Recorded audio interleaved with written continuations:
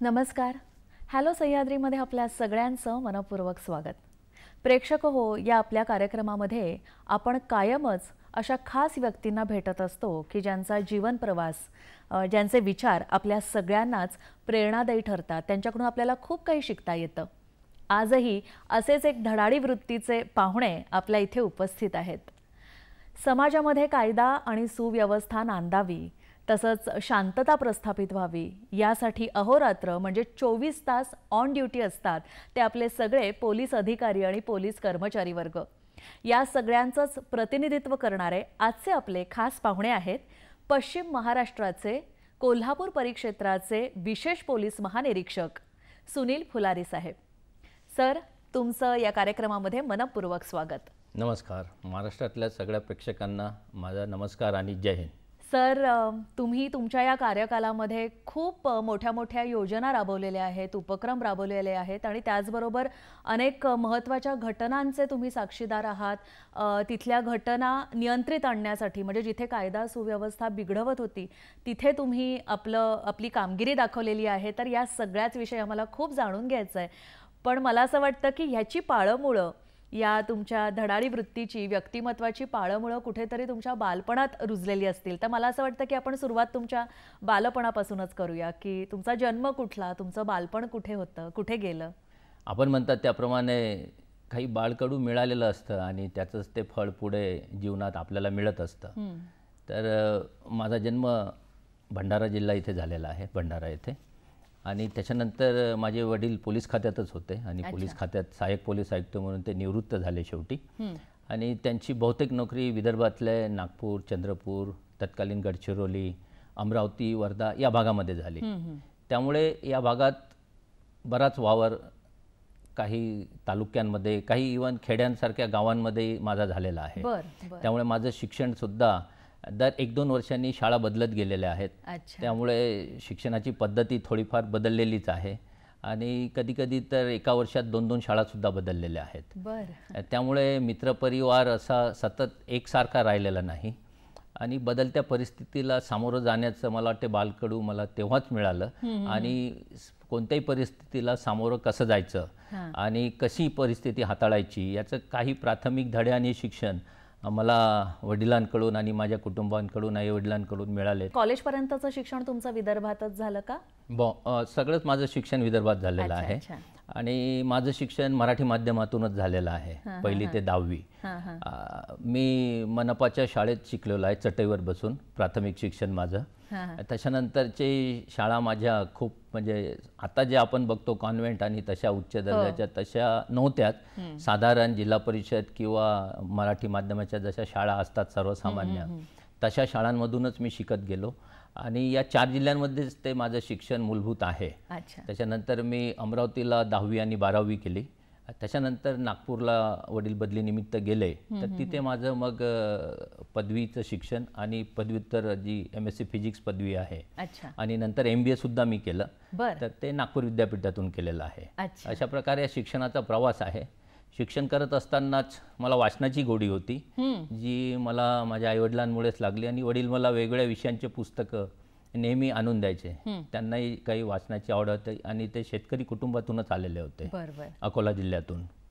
तिथे त्या काळात ते पहिले पोलीस उपनिरीक्षक म्हणून नियुक्ती त्यांची झाली होती त्या काळामध्ये, शेतकरी कुटुंबातील सामान्य व्यक्ती. आणि त्या धडपडीतून त्यांचे जे मूल्य होते आणि आमच्या कुटुंबातले जे मूल्य होते ती पुढे नेण्यासाठी त्यांचं काही ना काही सतत इनडायरेक्टली जे संवाद होतात कुटुंबात ते राहायचे. आणि त्यांना वाटायचं की आपल्या मुलांनी काही केलं पाहिजे. माझ्या कुटुंबात मोठा एकच मुलगा आहे आणि त्याच्यानंतर मला 5 बहिणी आहेत. तर ते मला काही ना काही परीक्षा देण्यासाठी प्रोत्साहित करायचे, आईवडील दोघंही.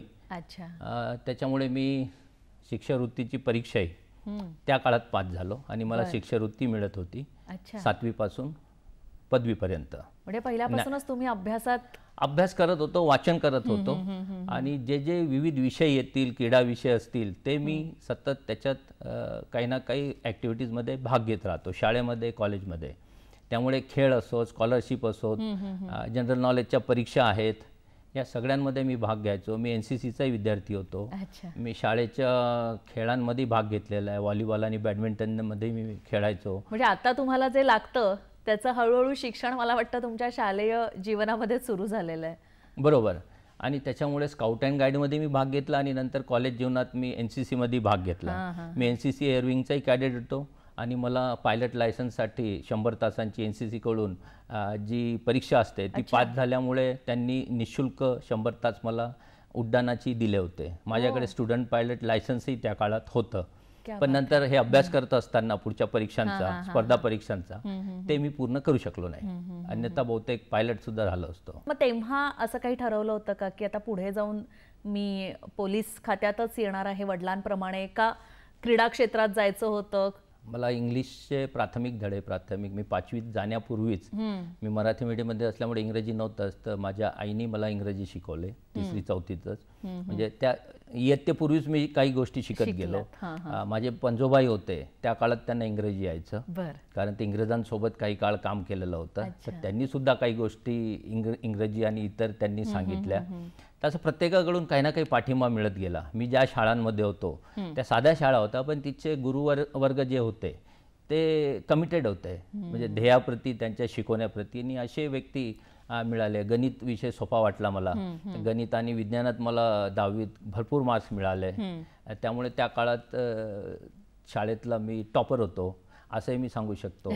पण हे करत असताना एक विशिष्ट नोकरी करावी असंही काही ठरवलेलं नव्हतं. म्हणजे जोपर्यंत मी ग्रॅज्युएशन नाही झालं तोपर्यंत असं काही विशेष ध्येय नव्हतं. पण जे चांगलं करायचं आहे ते करावं हे ध्येय मात्र होतं. आणि त्याच्यातून इंजिनिअरिंग आणि मेडिकल, त्या काळात ती जाण्याची तिथे स्पर्धाच होती. पण तेच करावं, इंजिनिअरिंग आणि मेडिकलला जावं असंही माझं कोणतंही ध्येय त्या काळात तरी नव्हतं. आणि जेव्हा मी 12वी केली त्याच्यानंतर मी BSc साठी प्रवेश घेतला, कारण माझ्या वडिलांनी सुद्धा सायन्समध्येच ग्रॅज्युएशन केलं होतं. आणि त्याच्यानंतर मी BSc झाल्यावर शेवटच्या वर्षाला असताना 0 बजेट होतं त्या काळात. 0 बजेटमध्ये नोकरींच्या अपॉर्च्युनिटीज बंद असतात, कारण शासनाच्या नोकरी तेव्हा 0 बजेटमध्ये मिळत नाहीत. तर 1-2 वर्ष, साधारण 2-1 वर्ष त्या काळात परीक्षा नव्हत्या. तर ग्रॅज्युएशन झाल्यावर मग मी MSc फिजिक्सचा ऑप्शन घेतला आणि फिजिक्समध्ये काही चांगलं करता येईल किंवा पुढे संशोधनही करता येईल हा विचार माझ्या त्या डोक्यात होता. आणि ते करत असतानाच मग स्पर्धा परीक्षांची जाहिरात आली. आणि जेव्हा फॉर्म भरला तेव्हा मी घरी विचारलेलं नाही की मी कोणता चॉईस देऊ, म्हणजे पोलीस किंवा रेव्हेन्यू किंवा सहकार खातं. महाराष्ट्र पब्लिक सर्व्हिस कमिशनचे जेव्हा जाहिराती येतात त्याच्यात वेगळ्या प्रकारच्या नोकऱ्यांची संधी, वेगळ्या खात्यांची संधी असते.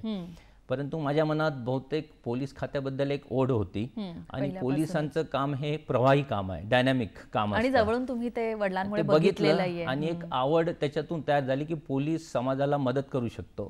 पोलीसचं काम दररोज बदलणारं काम आहे, एकसुरी काम नाही आहे. आणि बाकी खात्यांमध्ये काही ना काही ठराविक कामं असतात, पण पोलिसांची सर्वच कामं दररोज बदलत जातात, आव्हानं बदलत जातात, परिस्थितीनुरूप आपल्याला निर्णय घ्यावे लागतात. आणि अशा अनुषंगाने एक चैतन्यदायी नोकरी किंवा खातं असं बहुतेक मला तेव्हा जाणवलं असावं बालपणापासून. आणि त्यासोबतच एक वर्दीचं आकर्षण, युनिफॉर्मचं, नंतर गाडीवर असणारा दिवा, जे समाजाला बघतच असतं कौतुकाने अशा गोष्टींकडे. तर हे जाणवल्यामुळे बहुतेक जेव्हा मी फॉर्म भरला तर मी स्वतःहूनच चॉईस पोलीस खात्याचा टाकला, पोलीस उपअधीक्षक म्हणून. आणि उपजिल्हाधिकारी क्रमांक 2वर आहे माझ्या त्या फॉर्ममध्ये. आणि हे घरी माहीत नव्हतं कोणालाच.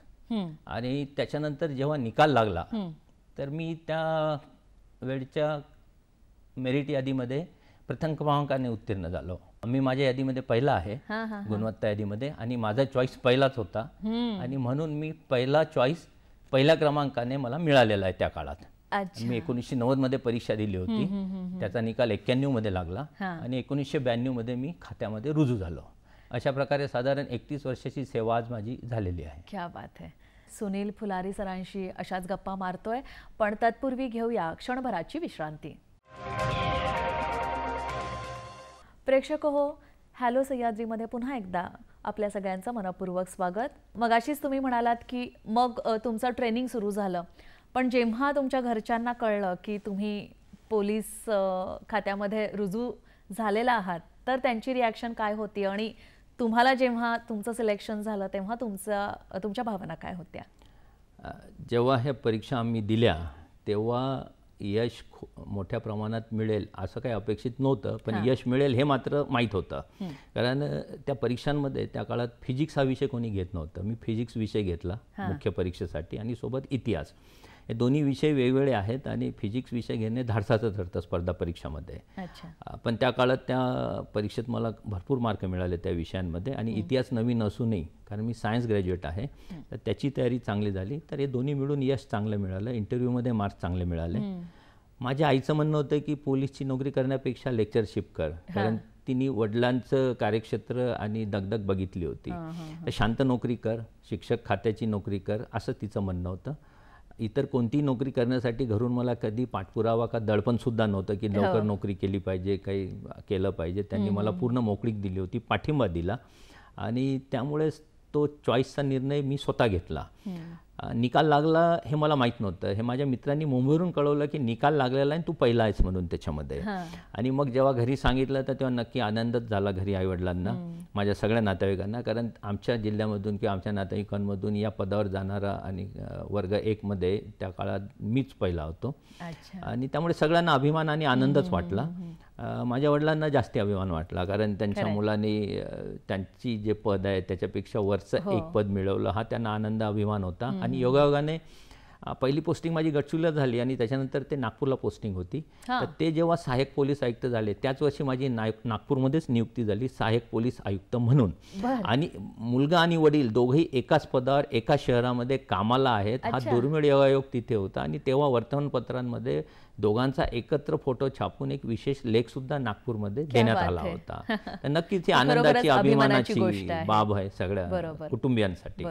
आणि त्याच्यामुळेच सगळ्यांना नेहमीच कौतुक आणि काही मार्गदर्शन लागलं ते माझ्याकडेच आशेने बघतात. आणि मग या सगळ्यासाठी तुम्ही शारीरिक मानसिक नक्कीच तयारी करावी लागली असेल, तर त्या बाबतीत काय सांगाल? कारण आधीपर्यंत तर तुम्ही ठरवलं नव्हतं की या क्षेत्रात यायचं आहे, आणि मग या क्षेत्रात आल्यानंतर तयारी कशी केली? जसं मी तुम्हाला सांगितलं, स्कॉलरशिपची परीक्षा आहे, त्या काळात युनायटेड नेशनची एक परीक्षा यायची. वेगळ्या परीक्षा देतानाच जी मेंटल ॲबिलिटी तयार होते, बुद्धिमत्ता चाचणी तयार आपण समोर जातो, तर त्याच्यातून एक मानसिक तयारी होत असते. मी सांगितलं होतं खेळांमध्ये मी भाग घेतला, त्यामुळे त्या दृष्टीने शारीरिक तयारी असते ती होती. मी NCCचा कॅडेट होतो, त्याच्यामुळे ती शिस्तही अंगात होतीच. त्याशिवाय मी वेगळ्या परीक्षा आणखी दिल्या होत्या आणि मला भरपूर नोकरीचे ऑप्शन त्या काळात आणखी होते. पहिलीच पोस्टिंग तुमची गडचिरोली सारख्या नक्षलवादी भागामध्ये झाली, तर तो अनुभव नक्कीच वेगळा असेल आणि थरारक सुद्धा असू शकतो, तर त्याच्याबद्दल थोडंसं जाणून घ्यायचं. नाही, तो अनुभव चित्तथरारकच असतो. गडचिरोलीतली पोस्टिंग त्या काळातही एक कठीण आणि खडतर परीक्षा मानली जाते आणि त्यासाठी शासनाचे विविध पदकं सुद्धा असतात. ती दोन्ही मला मिळालेली आहेत. कठीण आणि खडतर पदक असतं, विशेष सेवा पदक आहे, हे पोलीस पदक मला मिळालेले आहेत. आणि 3.5 वर्षाचा काळ माझा गडचिरोलीतला तो सगळ्यात जास्ती आठवणीतला काळ आहे माझ्यासाठी. कारण त्या ठिकाणी जो अतिशय मागासलेला भाग आहे, पूर्णतः आदिवासी भाग आहे आणि 100% नक्षलग्रस्त भाग होता. एटापल्ली भामरागड हा माझा भाग होता गडचिरोलीमधला.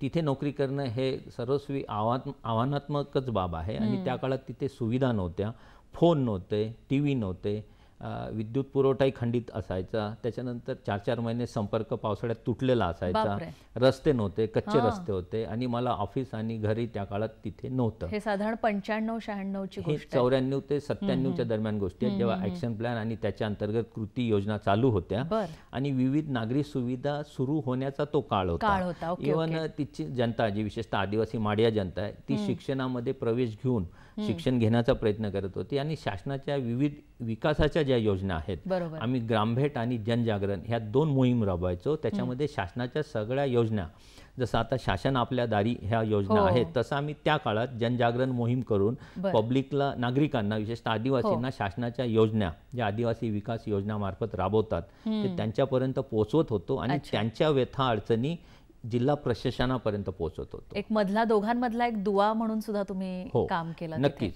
आणि त्या तिथे त्यांची अडचणी काय आहेत, आरोग्याच्या सुविधा काय पाहिजेत, रस्ते कुठे पाहिजेत, याचा मास्टर प्लॅन आम्ही तयार करायचो. त्या विविध खात्यांना दिल्या जायचा आणि त्यांच्या मार्फत मग तिथे सुविधा पोहोचवल्या जायच्या. रस्त्यांचं जाळं जे आज दिसतंय गडचिरोलीमध्ये, तेव्हा रस्ते नव्हते. बॉर्डर रोड्स ऑर्गनायझेशनची संघटना आहे केंद्र शासनाची, जी बॉर्डर एरियात, इंटरनॅशनल बॉर्डरच्या तिथे रस्ते बनवते. त्या BROला आणून रस्ते बनवण्याचा प्लॅन आमच्या काळात करण्यात आला होता. तिथे कॅम्प करण्यात आले आणि तेव्हा रस्ते बनणं सुरू झालं गडचिरोलीमध्ये.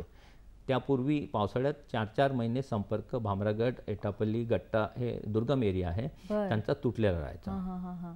म्हणजे ज्या काही शासनाच्या योजना असतील, रस्ते आणि अशा सगळ्या गोष्टी असतील, त्याची सुरुवात मला वाटतं तुम्ही तिथे असताना त्या काळात झाली.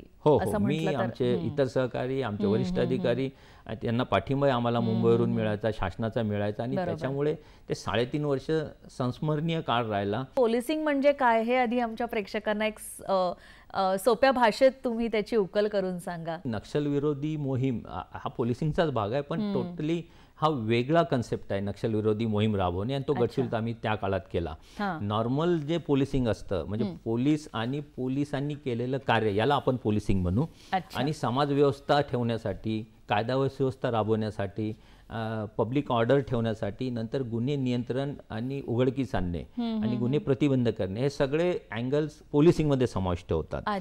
पोलीस म्हणजे काय, तर ग्रीकमध्ये पोलीस आहे. पोलीस म्हणजे शब्द POLIS, पोलीस ग्रीक शब्द आहे, त्याचा अर्थ सिटी होतो. आणि फ्रेंचमध्ये पोलीसमध्ये वेगळा अर्थ होतो. म्हणून हा पोलीस शब्द सर्वसमावेशक आहे. पोलीसमध्ये कॉन्स्टेबल आहे आणि गव्हर्नमेंट सुद्धा आहे. आणि म्हणून पोलिसिंगमध्ये पोलीस जे कार्य समाजासाठी करतात, सुव्यवस्था ठेवतात, गुन्हे नियंत्रणात ठेवतात, ह्या सगळ्यांचा एकत्र अर्थ पोलिसिंगमध्ये येतो. आता गुन्ह्यांचा विषय निघालाच आहे, तर सायबर क्राईम प्रयोगशाळा ही तुमच्या पुढाकाराने सुरू झालेली आहे आणि त्याचा खरोखरच राज्याला खूप मोठा फायदा झाला.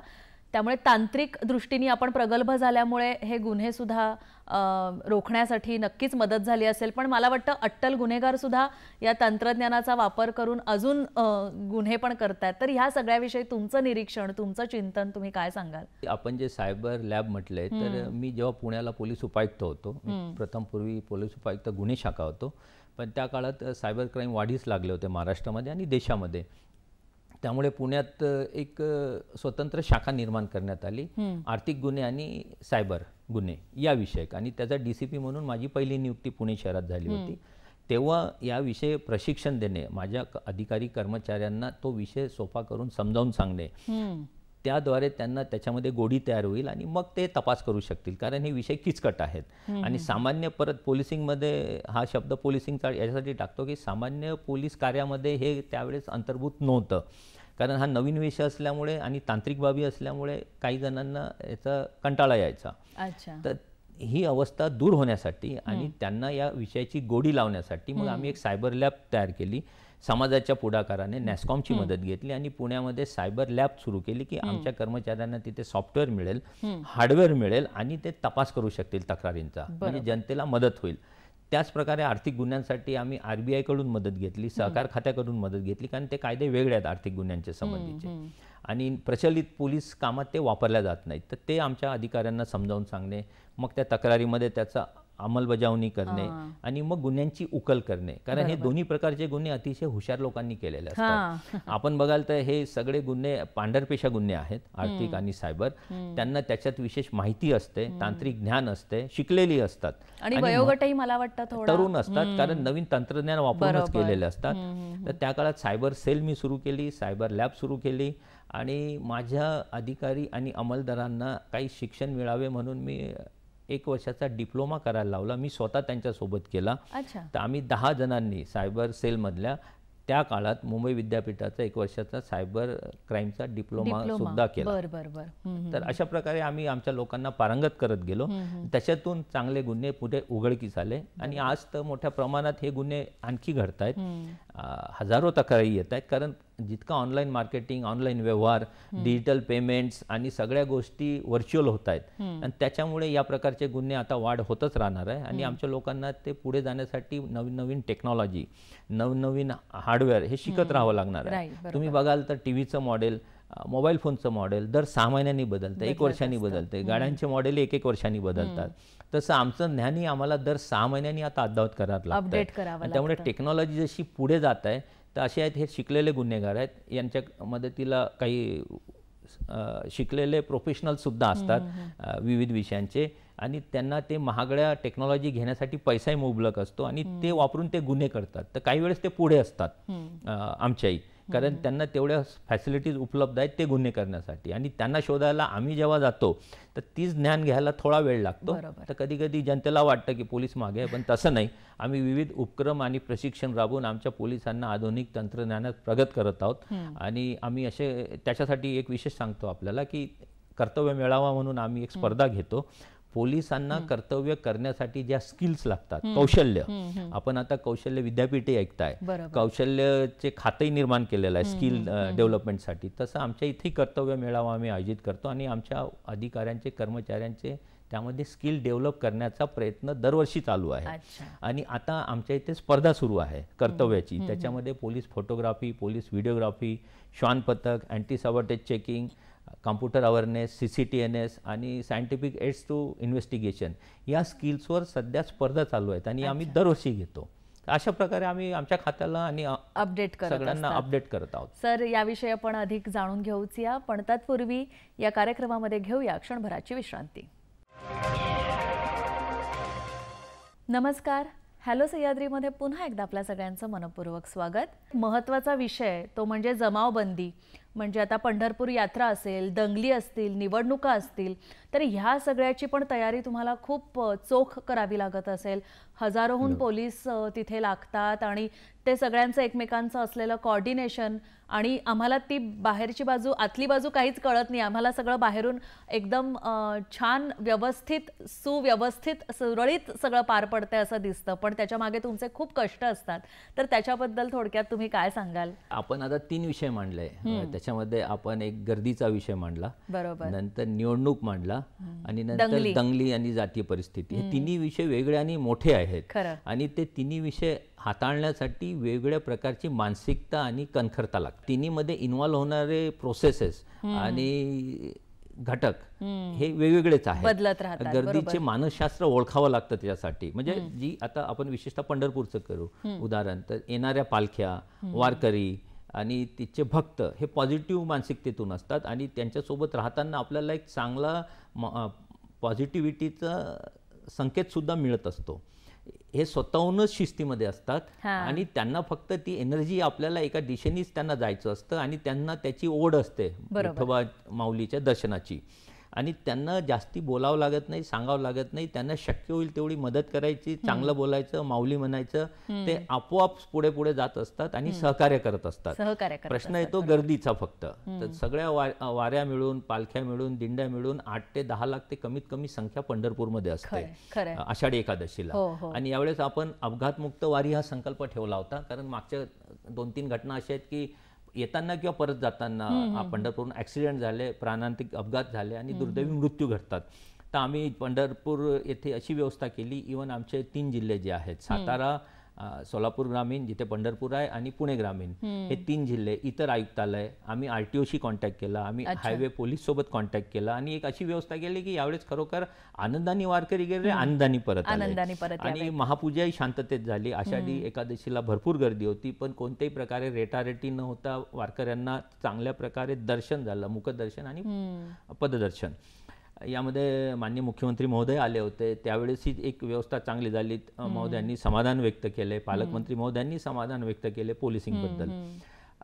यावेळेस अपघातमुक्त वारीमुळे कोणती दुर्दैवी घटना घडली नाही हे मी विशेषत नमूद करतो. आणि हे झालं गर्दीचं व्यवस्थापन. बरोबर. त्याच्यानंतर आपण निवडणूक विषय मांडला. निवडणुकीचे टोटल वेगळे नियम आणि कायदे आहेत आणि त्याचे पालन कटाक्षाने कठोरपणे करावेच लागते. आणि त्या नियम कायद्यांचे पालन करताना जी काही व्यवस्था उभारायची आहे निपक्षपातीपणे करायची आहे. लोकशाहीचा मूळ गावात निवडणूक आहे. बरोबर. जसं मग गडचिरोलीचा उल्लेख केला, त्यांना बॅलेट नाही पाहिजे. ते म्हणतात बुलेट थ्रू गव्हर्नन्स होईल, बॅलेट नाही. त्यांचा या गोष्टीला विरोध आहे. तर तिथे तो बंदोबस्त आणखी वेगळा करावा लागतो. मतदान निर्भयतेने होईल अशा प्रकारे गडचिरोलीत व्यवस्था करावी लागते नक्षलग्रस्त भागात. बाकी ठिकाणी जिथे नॉर्मल व्यवस्था आहे तिथे मात्र सगळे नियम कायदे वेगळ्या प्रकारे त्याची व्यवस्था ठेवावी लागते आणि सगळ्यांना निर्भयतेने मतदान करता येईल.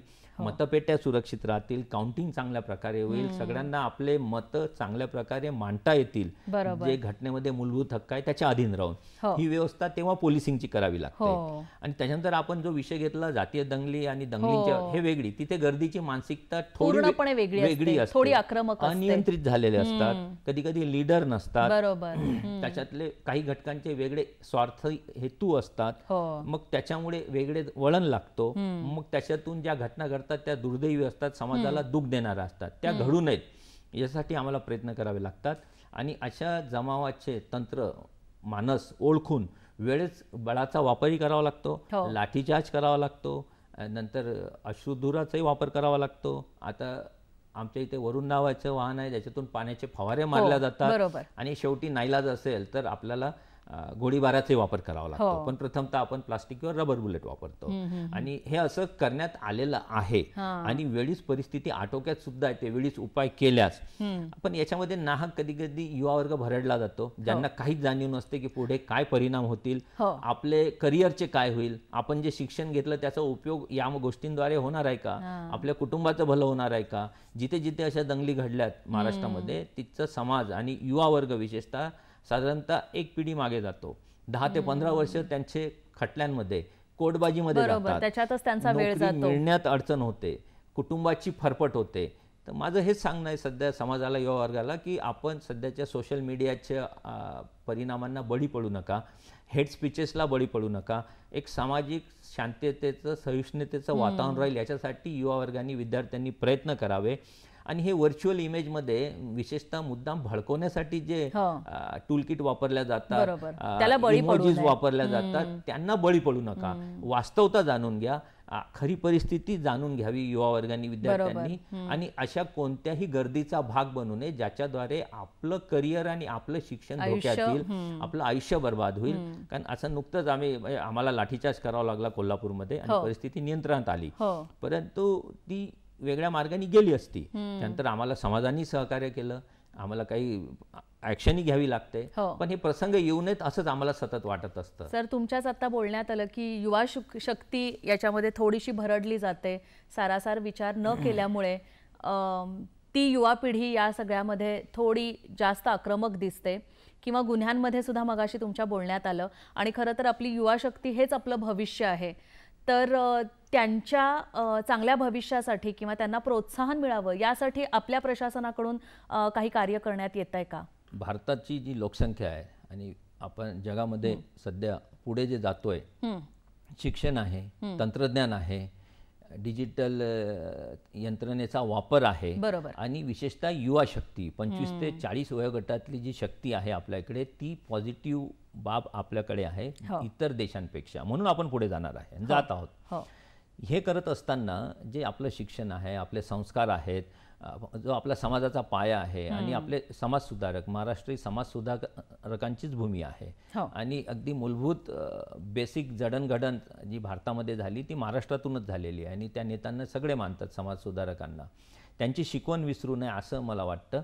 आणि त्यासाठी आम्ही सतत प्रयत्न करत असतो. त्यासाठी कम्युनिटी पोलिसिंग नावाचा हा प्रकार आहे. कम्युनिटी पोलिसिंगमध्ये असे समाजासोबत उपक्रम घेतले जातात ज्याच्यात विविध वर्ग पोलिसांसोबत जोडले गेले पाहिजेत. ज्याच्यात महिला आहेत, युवक आहेत, बालक वर्ग आहे, विद्यार्थी आहे, IT सेक्टरमध्ये काम करणारे आहेत, ज्येष्ठ नागरिक आहेत, आपदग्रस्त महिला आहेत, असे वेगळे सेक्टर्स आपले आपण बघाल तर मागासलेला जो भाग आहे त्याच्यात वेगळे आम्ही प्रयोग करत असतो समाजाला जोडून घेण्याचे. म्हणजे पोलीस आणि नागरिक यांच्यामधलं अंतर कमी करण्यासाठी सतत प्रयत्न चालू आहेत. आणि ते कम्युनिटी पोलिसिंग मध्ये ते आमचे प्रयत्न सतत चालू असतात. बैठका घेत असतो, कुठे काही स्पर्धा होत असतात, कुठे अल्पसंख्याकांसाठी रोजगार कसा मिळावा याचे मार्गदर्शन वर्ग घेतले जातात. आम्ही शासनाच्या त्या खात्यांचे सहकार्य सुद्धा घेतो त्याच्यामध्ये. आणि त्या स्कीम एकत्र येऊन समाजाला त्या वर्गाला फायदा होईल हे आम्ही बघत असतो. विशेषतः जसं कोरोना काळामध्ये एकटे राहणारे आहेत, विद्यार्थी आहेत, ज्येष्ठ नागरिक आहेत, त्यांना खायला मिळत नव्हतं, त्यांना औषधी मिळत नव्हती, काही मेस बंद झाल्या, विद्यार्थ्यांना अन्न पोहोचवणे हे उपक्रम आम्ही केलेत. हे सामाजिक दायित्व म्हणून आम्ही करतो. त्यासाठी काही वेगळा फंड नसतो, पण काही दानशूर व्यक्ती, काही संघटना पुढे येतात, त्यांची मदत घेतो. पण रेग्युलर बेसिसवर आमच्या मोहल्ला समिती असतात, शांतता समिती आहेत, महिला दक्षता समिती आहेत, आमचे निर्भया पथक आहे जे कॉलेजेसला शाळांना भेट देतं, आमची बडी कॉप स्कीम आहे.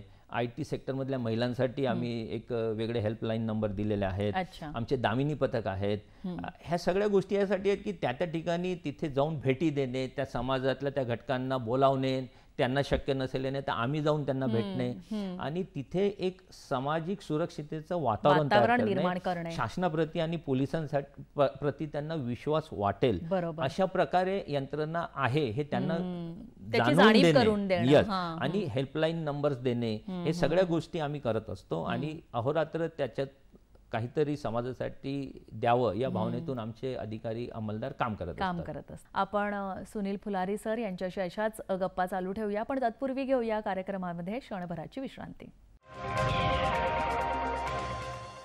प्रेक्षक हो, पुन्हा एकदा हॅलो सह्याद्रीमध्ये आपल्या सगळ्यांचं मनपूर्वक स्वागत. युवक आणि अंमली पदार्थ हे पण सध्याचं एक काय म्हणायचं विशेष काळजी घेण्याची गोष्ट आहे, तर त्याबद्दल पोलीस म्हणून तुम्ही काय सांगाल? यासाठी पोलीस खात्याकडून संवेदनशीलता ठेवून जागरूकता निर्माण केल्या जात आहे, कठोर कायदेशीर कारवाई सुद्धा केल्या जात आहे. हे सगळ्या महाराष्ट्रासाठी लागू आहे. आणि नुकतीच वरिष्ठ पोलीस अधिकाऱ्यांची सभा झाली मुंबईला, तेथे माननीय मुख्यमंत्री आणि उपमुख्यमंत्री या दोघांनी सगळ्यांना सक्त निर्देश दिलेले आहेत आम्हा सगळ्या अधिकाऱ्यांना पोलीस खात्याला की कठोर कारवाई सतत चालू राहावी, केली पाहिजे. हजारो किलो अंमली पदार्थ नष्ट केले जातात दरवर्षी, कारवाई केल्या जाते सतत. आता याच्यामध्ये नवनवीन पदार्थ सुद्धा इन्क्लूड होतात जे ऑनलाईन लोक मागवत आहेत असं दिसून येत आहे. आणि जी काही डार्क वेबसाईट्स आहेत आणि नकली सर्व्हर वापरल्या जातात त्याच्या मार्फत हे मागवल्या जात आहेत, कुरिअर पार्सल मार्फत मागवल्या जात आहेत. त्याला पायबंद कसा घालायचा याच्यावर आम्ही आता उपाय काढलेले आहेत. नवीन टेक्नॉलॉजीचा वापर केला जात आहे आणि हे व्यापार आणि जाळं हे उद्ध्वस्त केलं जाईल आणि खरोखर जे ॲडिक्टेड विक्टिम्स आहेत त्यांना रिहॅबिलिटेशन केलं जाईल, काउन्सिलिंग केलं जाईल, याची सुद्धा योजना आहे. आरोग्य खात्यासोबत आणि समाज कल्याण खात्यासोबत मिळून आणि सोबत महिला व बाल कल्याण खातं यांच्यासोबत मिळून ही योजना राबवल्या जाते, जी पुनर्वसन आणि काउन्सिलिंग ही. पण त्याच्यासोबत जे व्यापार करतात आणि जे डीलर्स आहेत त्यांच्यावर कठोर कारवाई होईल, त्यांना डिटेन्शन मध्ये ठेवल्या जाईल वर्षभर, त्यांना बेल मिळणार नाही. हे व्यवस्था सतत कारवाई करून आम्ही करतो आहोत. यासाठी आणखी एक उपाय आहे, काही अशी औषधी आहेत जी विदाउट प्रिस्क्रिप्शन मिळत नाहीत. ते अँटी डिप्रेसंट असतात, ज्यांना झोप लागत नाही त्या झोपेच्या गोळ्या असतात. तर माझं आव्हान आहे समाजाला की अशा गोळ्या परस्पर कोणी विकू नये आणि कोणी परस्पर आणून खाऊ नये. यासाठी आम्ही अन्न औषध प्रशासनासोबत सतत ताळमेळ ठेवत आहोत. आम्ही त्यांच्यासोबत ताळमेळ ठेवून आम्ही फार्मसिस्ट असोसिएशनला सुद्धा विनंती केलेली आहे की विदाऊट प्रिस्क्रिप्शन असे ड्रग्स आणि गोळ्या विकल्या जाऊ नये. या गोळ्यांना बटन किंवा कुत्ता असं म्हटलं जातं त्या सांकेतिक नावांमध्ये, आणि ते आणतात कुठून, ब्लॅक मार्केटमधून, आणि अशा विशेषतः युवा वर्गाला आणि विद्यार्थ्यांना त्या विकल्या जातात. तर याच्यावरही आमचं कठोर नियंत्रण ठेवतो आहे. काही ठिकाणी आम्ही असे गुन्हे दाखल केलेले आहेत आणि यांचा सप्लाय थांबवण्याचा प्रयत्न केलेला आहे. काही ठिकाणी शेतीमध्ये गांजा आणि इतर झाडं असतात, तिथेही माहिती काढून गोपनीय माहिती घेऊन तिथेही रेड्स घालून आपण आरोपींना अटक केलेलं आहे. अशा प्रकारे समाजापुढचं व्यसनाधीनतेचं आव्हान निपटून काढणे, निर्मूलन करणे आणि आपल्या युवा वर्गाला आणि विद्यार्थ्यांना याच्यातून वाचवणे हा प्रयत्न पोलीस खातं सतत करत आहे आणि समाजाने आम्हाला सहकार्य करावे अशी माझी सगळ्यांना विनंती आहे. त्याचबरोबर महिला सक्षमीकरण, सबलीकरण, महिलांबाबतचे पण गुन्हे वाढतात, मुलींबाबतचेही वाढतात, तर त्या बाबतीत आपली काय प्रक्रिया असते? तशा काही सामाजिक सलोख्याच्या योजना आहेत. त्याच्यामध्ये आपलं निर्भया पथक आहे, आपलं एक भरोसा सेल म्हणून आहे. निर्भया पथक हे विविध शाळा, कॉलेज आणि जिथे महिलांचा मुलींचा जास्ती वावर आहे तिथे निर्भया पथक आणि दामिनी पथक सतत भेट देत असतं. आपण त्यांना जागेवरच मदत मिळेल अशा प्रकारे ट्रेन केलेलं असतं. आणि काही रोड रोमिओज आहेत, छेडखानी करणारे आहेत, समाजकंटक आहेत, त्यांना अटक केल्या जाईल असे प्रशिक्षण सुद्धा त्या पथकात दिलेलं असतं. राऊंड द क्लॉक ते पेट्रोलिंग करत असतात. त्याच्याशिवाय एक भरोसा सेल आहे जिथे आपदग्रस्त ज्या महिला आहेत, महिलांच्या कौटुंबिक तक्रारी आहेत, उत्पीडन आहे, त्यांच्या कुटुंबातले शोषण असेल काही वेगळ्या प्रकारचे, या सगळ्या बाबींची दखल घेतल्या जाते आणि तिथे कौटुंबिक प्रश्नांची तड नाही लागली तर गुन्हे दाखल करून मदत करण्याचा महिलांना प्रयत्न केला जातो. तसंच जे नोकर वर्गातल्या महिला आहेत, इतर घराबाहेर सतत काही कामानिमित्त, रोजगारानिमित्त जात असतात, त्यांना सुरक्षित वाटेल यासाठी सुद्धा आपण हेल्पलाईन नंबर दिलेले आहेत आणि तत्परतेने मदत मिळेल यासाठी जे पॅनिक बटन आहे ते दाबल्यास ती मदत मिळेल अशा योजना शहरांमध्ये राबवल्या जात आहेत आणि ते सतत चालू आहे. विशेषतः बालकांचा जो प्रश्न आहे आणि त्याच्यातल्या मुलींचा, तर त्यांचं लैंगिक शोषण किंवा इतर ज्या गोष्टी होत आहेत त्यासाठी कायदे कठोर करण्यात आलेले आहेत. आमच्या तपासी अधिकाऱ्यांना विशेष प्रशिक्षण दिलेलं आहे त्या कायद्यांचं. त्या पीडितांना वेगळी मदत मिळेल, त्यांना हॉस्पिटलमध्ये तातडीने मिळेल, वैद्यकीय उपचार होतील, त्यांचे समुपदेशन होईल, पुनर्वसन होईल आणि त्यांना पोलिसी पद्धतीने वागवल्या जाणार नाही, संवेदनशीलतेने वागवल्या जाईल अशा प्रकारचे काही कक्ष सुद्धा पोलीस स्टेशनला उभारण्यात आलेले आहेत जिथे बालकांना बसवल्या जातं. इव्हन बालकांना पोलीस स्टेशनला आणू नये ही सुद्धा व्यवस्था आम्ही केलेली आहे. पोलीस युनिफॉर्म शिवाय साध्या वेशातच त्यांना पोलीस अंमलदार भेटतील, तपासी अंमलदार भेटतील, ही व्यवस्था सुद्धा आपण केलेली आहे. आणि त्यांच्यावरचं दडपण थोडं कमी होईल, दडपण येऊच नाही आणि त्यांना एक फॅमिली फ्रेंडली वातावरणातच बरोबर बोलल्या जाईल, विचारल्या जाईल आणि त्या प्रकारे विचारपूस करून पुरावे घेतल्या जातील अशी व्यवस्था केलेली आहे.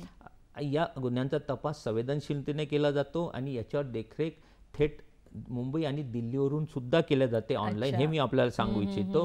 आणि जे तपास ढिसाळपणे करतात त्यांच्यावर आम्ही कारवाई सुद्धा करतो अंमलदारांवर आणि असे खटले पूर्ण करून त्वरित न्यायालयात जातील अशी व्यवस्था सुद्धा केली जाते. ह्या सगळ्यांबरोबरच म्हणजे नागरिकांबद्दल तर तुम्ही सांगितलंच, वेगवेगळ्या वयोगटासाठी तुम्ही कार्य करतायत, पण प्रशिक्षण केंद्रामध्ये सुद्धा पोलिसांसाठी सुद्धा तुम्ही वेगवेगळ्या योजना राबवलेल्या आहेत, तर त्याबद्दलही आम्हाला जाणून घ्यायचं आहे. हो, आपण पोलीस प्रशिक्षण आधुनिक होईल आणि काही गोष्टी ज्या नवीन आवश्यक आहेत, जे समाज म्हणतो की हे पोलिसांना आलं पाहिजे, असे विषय आणि असे मुद्दे आपण पोलिसांना आता शिकवणं सुरू केलेलं आहे.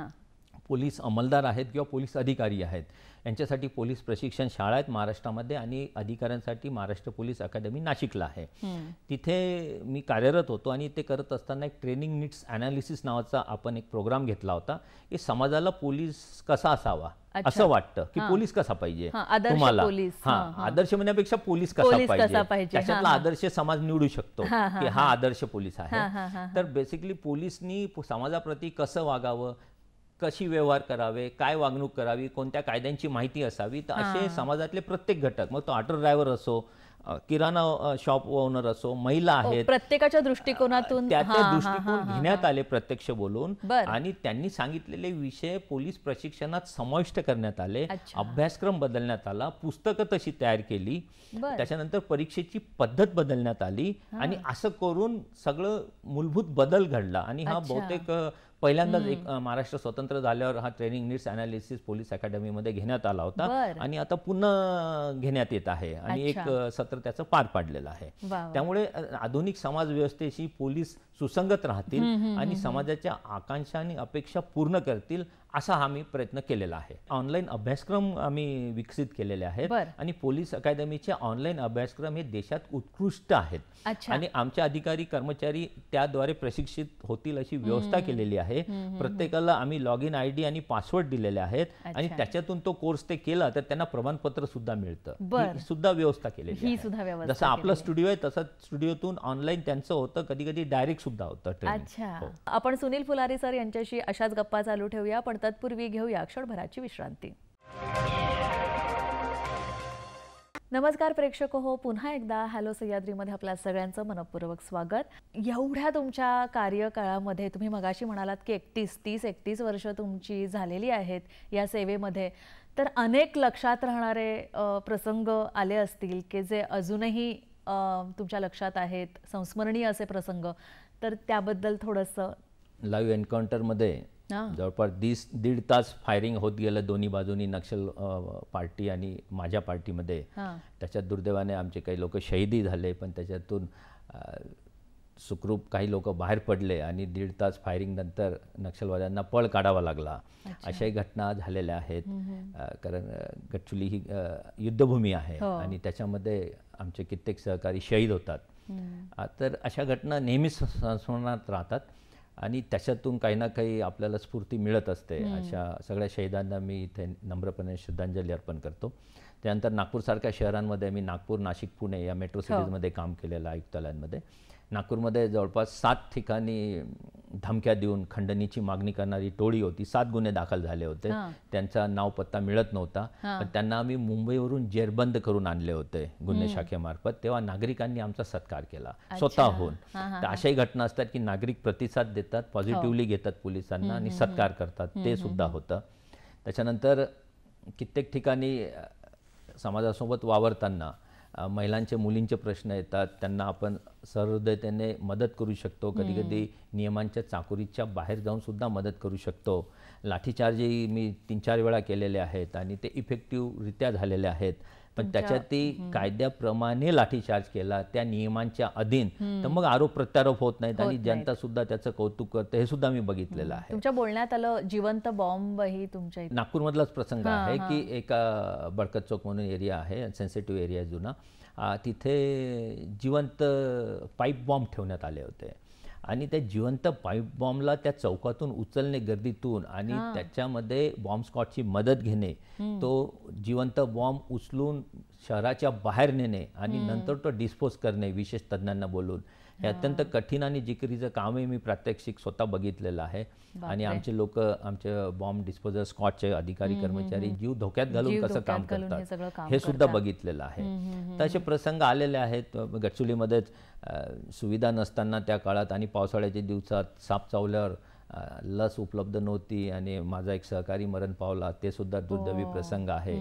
तर असे वेगवेगळे प्रसंग आहेत. पुणेसारख्या शहरात काम करताना कित्येक मोठे आर्थिक घोटाळे उघडकीस आणलेले आहेत. समाज माध्यमावर होणारे गुन्हे जे होतात, बदनामीकारक अफवाचे गुन्हे असतात, हे उघडकीस आणलेले आहेत. अंमली पदार्थ कित्येक लाखोंचे आम्ही जप्त केलेले आहेत. तर हे सगळ्या घटना राहतात आणि त्या कधी आठवतात, कधी आठवत नाहीत, असं सुद्धा आहे. आणि याच सगळ्या तुमच्या कार्यासाठी तुम्हाला अनेक मानसन्मान मिळालेले आहेत. राष्ट्रपतींकडून सुद्धा पोलीस पदक मिळालेलं आहे गुणवत्तापूर्ण सेवेसाठी. तर याबद्दलही थोडंसं तुमच्या पुरस्कारांविषयी थोडंसं जाणून घ्यायचं. आपण काम करत असताना पुरस्कार मिळतील आशा बाळगत नाही. माननीय राष्ट्रपतींचे गुणवत्तापूर्ण सेवेसाठी पोलीस पदक मिळालेलं आहे, विशेष सेवा पदक मिळालेलं आहे, पोलीस महासंचालकांचे गौरव चिन्ह मिळालेलं आहे. तर अशी पदक मिळतात. आपण कार्यरत राहावे, कार्य करत राहावे आणि आजचं काम आजच संपवावे, उद्यावर ढकलू नये, या तत्वाअंतर्गतच मी सतत काम करतो. पण मला वाटतं या पुरस्कारांमुळे एक ऊर्जा मिळत असेल, प्रोत्साहन मिळत असेल. अगदी आपली दखल घेतली जाते, आपल्या कामाची कोणीतरी दखल नकळत घेत आहे. याबद्दल मी विशेष फोन करून आभार मानले होते की मला अपेक्षा नसताना आम्हाला पदक मिळाले आणि दखल घेतली आमच्या मुख्यालयाने. हे नक्कीच कोणीतरी बघत असतं आणि दखल घेतल्या जाते, हे खरं आहे. जी सामान्य जनता आहे त्यांना ओळख नसतानाही मदत झाली पाहिजे, ही माझ्या अधिकारी कर्मचाऱ्यांना मी सांगत असतो. ओळख असली तर आपण मदत करतोच, पण ज्यांच्या कोणीच ओळखीचं नाही त्यांना कोणी मदत करावी तर ती आम्ही केलीच पाहिजे आणि कटाक्षाने चांगल्या प्रकारे केली पाहिजे, हे माझ्या सतत पोलीस दलात सांगत असतो. बरोबर. आणि एक पोलीस अधिकारी म्हणून आता भविष्यातल्या तुमच्या योजना काय आहेत? भविष्यातल्या योजना हेच आहे की जनतेला एक उत्तम पोलीस दल मिळालं पाहिजे, सकारात्मक काम करणारं पोलीस दल दिसलं पाहिजे आणि कोणत्याही कार्याचा बाऊ न करता आपल्या मूल्यावर्धित सेवेनी जनतेच्या अपेक्षांना कसोटीला खरं उतरणारं पोलीस दल झालं पाहिजे यासाठी सतत मी आग्रह असतो आणि त्यासाठी कोणताही पदाचा अधिकारांचा बडेजाव न करता आपले मूलभूत जे कर्तव्य आणि अधिकार आहेत, आपल्याला जे अधिकार घटनेने वेगवेगळ्या कायद्यांनी दिलेले आहेत ते तुम्ही जनतेच्या भल्यासाठी वापरावे ही माझ्या सगळ्या अधिकाऱ्यांना अंमलदारांना मी सतत आग्रहाने सांगत असतो आणि त्याच्यात कोणी कुचराई करू नये हे सुद्धा मी सतत बघत असतो. आणि आपले अनेक भावी अधिकारी जे होऊ इच्छितात त्यांना तुम्ही पोलीस अधिकारी या नात्याने काय संदेश द्याल, काय सूचना द्याल? माझं एवढंच सांगणं आहे युवकांना, विद्यार्थ्यांना की बोले तैसा चाले त्याची वंदावी पावले. हे जरी तुम्ही जाणून घेतलं तर आपलं काम काय करतोय, आपण काय बोलतोय ना आपण ते खरोखर करतो का हे स्वतःचं मूल्यमापन करावे. इंट्रोस्पेक्शन शब्द आहे इंग्लिशमध्ये, इंट्रोस्पेक्शन करावे तर तुम्हाला नक्कीच तुमचं ध्येय मिळेल आणि प्रामाणिकपणे ते ध्येय गाठण्यासाठी आपण प्रयत्न करावे. कोणत्याही फसव्या गोष्टींना, बातांना, थापांना भूलू नये एवढंच मी सांगू इच्छितो. सर, आणि या सगळ्या आता तुमच्या वाटचालीमध्ये तुमच्या कुटुंबाचाही खूप मोठा सहभाग आहे. पहिल्यापासूनच वडिलांचं तर प्रोत्साहन होतंच, पण आता कुटुंबाचाही तुम्हाला पाठबळ आहे अर्थात, कारण इतकी फिरतीची नोकरी, दिवस रात्र, वेळेचं नियोजन असं काही नाही. तर म्हणजे जायची वेळ आहे पण घरी यायची वेळ नाही. बरोबर आहे. म्हणजे आता ते असं आहे, कुटुंबाचं पाठबळ मोठ्या प्रमाणात आहे आणि लागतं. आईवडिलांचं होतं, आता आमच्या कुटुंबियांमध्ये माझा मुलगा, मुलगी आणि मिसेस फुलारी आहेत. त्यांना अपेक्षा नसतेच की मी कोणत्या कार्यक्रमाला हजर राहील. माझं तेच आहे, अपेक्षित असेल ते घडतेच असे नाही, अनपेक्षित असेल ते घडतेच. त्याच्यामुळे अनपेक्षित गोष्टीला तयार राहावे. कोणत्याही सामाजिक कार्याला आणि घरच्या कार्याला मी हजर राहील असं त्यांनाही वाटत नाही. मी आलो तर त्यांना आश्चर्य आणि आनंदच होतो असं आहे. त्यामुळे कित्येक प्रसंगांना आम्ही मुकतो हेही खरंच आहे, पण त्याच वेळेस समाजाच्या भल्यासाठी काम करत असतो. ते इतर भेटीगाठी होत असतात, त्याच्यात आनंद मी मानून घेतो आणि मी जास्त भविष्याकडे बघत नाही. आजचं काम चांगलं होईल हेच मी बघत असतो आणि जो काही आनंद मिळेल, जो आज आहे, आजच्या क्षणात आहे, त्या वेळेस तो आनंद घेत राहावा आणि जो वेळ आपला मिळेल त्यावेळेस आपल्या ज्या इतर हॉबीज आहेत, छंद आहेत, पर्यटन आहे, माझ्या नोकरीच्या निमित्ताने जितक्या लोकांना मी भेटतो मी त्यालाच पर्यटन समजतो. माझ्या 5 जिल्ह्यांमध्ये जसं मला जावंच लागतं कंपल्सरीली, जिथे जिथे जायचं आहे, त्याच्यातून जे लोक भेटतात, निसर्ग भेटतो, त्याला मी पर्यटन. पर्यावरणाचा विषय निघालाच आहे तर तुमची पर्यावरणाची आवडही आम्हाला माहिती आहे, तर त्याबद्दलही थोडंसं सांगा. राज्य राखीव पोलीस दलातही काम केलेलं आहे, ज्या शाखेत मला काम करायला आवडतं आणि तिथे ग्रुप 1 पुणे येथे काम करत असताना जे काय आम्ही पर्यावरण संतुलन केलं, वृक्षारोपण केलं, नाला बंडिंग केलं, सॉइल कॉन्झर्वेशन केलं, नाला बंडिंग करून लाखो लिटर पाण्याचे साठे तयार केले, त्याच्यामुळे वनश्री पुरस्कार मिळाला राज्य शासनाचा, ते एक आहे. नंतर मला पर्यावरण दूत पुरस्कार सोलापूर विद्यापीठाने आता जाहीर केलेला आहे. तर अशा प्रकारे आमच्या कुटुंबाला, मला आणि माझ्या कुटुंबाला वाईल्ड लाईफ, जंगल, पर्यावरण, वृक्षारोपण, निसर्ग, नंतर पक्षी निरीक्षण, या सगळ्यांची आवड आहे. म्हणजे नैसर्गिक वातावरण आम्हाला जास्ती आवडतं कृत्रिम वातावरणापेक्षा. तर अशा त्या आवडी निवडी जोपासून आम्ही नोकरी आणि आमचा मानसिक ताणतणाव याचा एक संतुलन साधण्याचा प्रयत्न करत असतो. तुम्ही आमच्या नागरिकांना एक पोलीस अधिकारी म्हणून काय संदेश देऊ इच्छिता? नागरिक आणि समाज हा एक म्हणजे लोकशाहीचा परत एक मूलभूत गाभाच आहे आणि आम्ही त्यांची सेवा करतोय. माझी एवढीच नम्र विनंतीच आहे समाजाला की पोलीस व्यवस्थेवर आणि आमच्या अधिकाऱ्यांवर, अंमलदारांवर आपण विश्वास ठेवावा आणि त्यांना प्रोत्साहन द्यावं आणि आवश्यक तिथे सहकार्य करावं. आपल्या संरक्षणासाठी, आपल्या सहायतेसाठी आमचं पोलीस दल आहे. महाराष्ट्र पोलीस दल सदरक्षण आहे, खलनिग्रहण आहे, हे ब्रीदवाक्य आहे आणि त्या वाक्याला जागूनच आम्ही सतत काम करू असा मलाही विश्वास आहे. फक्त आपली साथ असावी आणि आपलं सहकार्य समाजाचं आम्हाला मिळावं एवढीच माझी विनंती आहे. मला वाटतं एक नागरिक म्हणून जर आपण आपली, त्यांनी सांगितलं तशी जबाबदारी सांभाळली, आपली कर्तव्य पार पाडली, तर मला वाटतं दोघांमधलं हे अंतर कमी होईल आणि तुमच्यावरचा भारही थोडा कमी होईल आणि तो वेळ, ते कष्ट तुम्ही दुसऱ्या कामामध्ये लावाल, जेणेकरून अजून समाजोपयोगी गोष्टी हाताळता येतील तुम्हाला. सर, आज तुम्ही इथे आलात आणि आमच्याशी खूप छान गप्पा मारल्यात, त्याबद्दल तुमचे दूरदर्शनकडून मनपूर्वक आभार. धन्यवाद. जय हिंद.